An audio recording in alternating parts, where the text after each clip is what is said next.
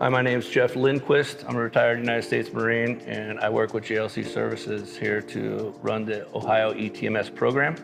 And I'm here with Chief Watts. My name is Assistant Chief K.J. Watts with Whitehall Division of Fire. Been in the fire service for about 26 years now. Well, Chief, why don't you tell us a little bit about your history? I'm a second generation firefighter, so my dad was a firefighter, so pretty much all I knew growing up. Got hired on the same department my dad worked on for about a year, got to work with him. He retired, worked on the City Lancaster Fire Department for about 21 years. Came here about 3 or 4 years ago, so I've been assistant chief here ever since.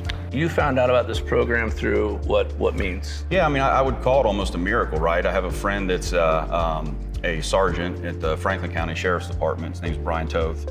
And he had called me about a meeting between a couple guys that were coming in from Kansas City to talk about a program to help, folks that veterans and first responders with sleep disorders and headaches. And so I was interested in that and had a long conversation about what the program meant for them. And the more I found out and read the books and online articles and wanted to make sure it was safe and what it would make me feel like and what it actually was going to do, I would say about a month or two later, those guys came back and met me again to see where I was at and if I could influence other people to kind of get into the program. And at that point in time, I thought, well, heck, I'll be the first, I'll try it. So I kind of raised my hand, stood up and called the phone number, and it was over after that. Within a week, I was in the seat.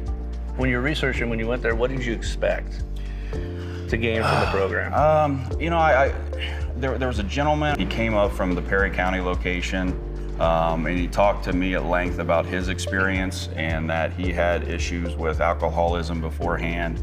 He had nightmares, he had headaches, and he said by day 4 of his treatment, he felt like a different person. And I'm like, there's just no way that that's gonna be the case, right? And so, I mean, half of me kind of went through the program trying to dispel that's not gonna work for me, right? Well, if he's had a lot of good success with it and it's safe and it's not gonna hurt or have any long-term negative effects, then why not? When you started treatment, what was the process like and how long did it take for you to start seeing something? What did you see first? The first thing I think it was amazing to me was how nice the folks were, right? And welcoming and explaining everything and in detail on how it was gonna go. And I think the first appointment I went to was more of, measuring different things and getting an EEG done. And they were great at explaining all of that. A little bit nervous, still apprehension, but came back day 2 for like a full treatment and, walked out of there. And there were in my life, I'd had weeks that I could look back and say, that was a pretty good week. I felt really good about that. And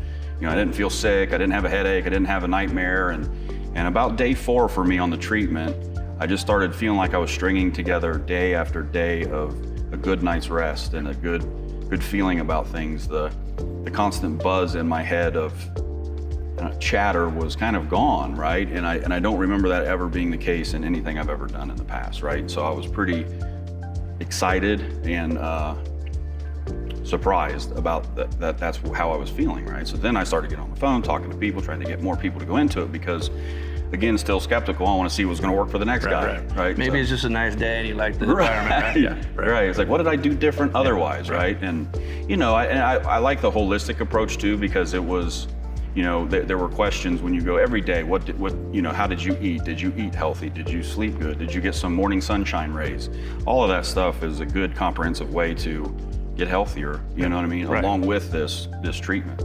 So when you were going through the treatment, usually someone close to you notices a change, maybe more before we do. Yeah. And if you don't mind maybe sharing a little bit about maybe that process and who it was. Yeah, so I was open and upfront with my wife the entire time what I was going to do and what I was looking for and why I was going to do it. And there was a moment, I want to say it was probably the Friday after the first week we had started, right? Because I didn't want to urge her to say something, but I just waited, right? And I want to say it was a Friday. I woke up and I felt really good about the night's sleep that I just had, and it was remarkable for me. But I didn't say, well, I had the best night's sleep ever. But as soon as I woke up, she said, "You slept really good, didn't you?" And I'm like, "Yeah." And I'm like, "How do you know?" She goes, "I can tell, right? Because we've been together for such a long time. She knows my breathing patterns. I know hers, right?" And so, she was able to say, "Wait, man, you slept really deep." And she's been on the brunt end of a lot of my nightmares over the years, right? Of waking me up and getting me out of that. So she's, in fact, preparing for this today, she sent me a text this morning saying, "Hey, just so you know, from my perspective, it was almost 3 to 5 times a week nightmares that I would wake you up from. And she said, at this point in time, I can count on one hand over the past 3 months since you've had nightmares, which is really amazing to me, right? How about what you think performance maybe on your job? What would you say that you gained out of this? As I mentioned before, there's a certain calmness or less chatter in my brain, I think, every day as a result of the treatment that allows me to approach administrative problems in that capacity, right? Like, you know, before, I mean, there are things that as a supervisor, things that subordinates can do to really get under your skin. And if you don't have your emotions under control, that really can pop your lid, right? And I think that I have a very stark difference between before treatment and after treatment. You know, I think that's what I would bring to the table is after going through the treatment. I mean, within a week of going through the treatment, and then since then, I just think more clearly. Tell me a little bit about your own post-traumatic stress, some of the symptoms you had before, and what you've seen happen now, and then what you see in others that are under your command. Well, I mean, I've been in the fire service for a little over 26 years now, and there's been a huge shift as of late. I would say probably in the last 5, 6, 7 years of really focusing on the mental health aspect. I mean, there was part of my career where physical health was the front runner, and you know, making sure we didn't get cancer from fighting fires, and it's still all there, but there's been this really forward-leaning part about mental health and having resiliency, and as a chief of a department, that's really in the forefront of my head on how we can create programs to help others out. And I come to it with, you know, 12, 15 years riding on a busy medic and ambulance in a busy city, along with, you know, being a lieutenant on the trucks. And I don't ride the trucks anymore, right? But I have a lot of baggage from all those years. And over all those years, I wasn't able to process it the right way. And, you know, I've done a lot of things for my own emotional healing of going to different treatment centers with regard to Save Warriors program and First Responders Bridge, which we have here in Ohio, to really kind of put those pieces together, which, you know, for me was more of a, you know, fixing the spiritual side of what's going on, you know, with dealing with trauma. But there was always this like biological part. It's like, how do you fix that, right? And so for me, in this puzzle piece of how do I move forward with post-traumatic stress, this eTMS kind of addresses the biological part. As someone who has a voice that is respected and can kind of make things happen, what would your message be to maybe other chiefs or other people in positions that they can possibly go through this, or allow their the people who work under them going, and what would you say to them? So I look at our personnel as our most valuable asset, probably most expensive asset we have, right? And just as we change the oil in the trucks and make the tires right and do all that stuff, we have to do the same for our personnel.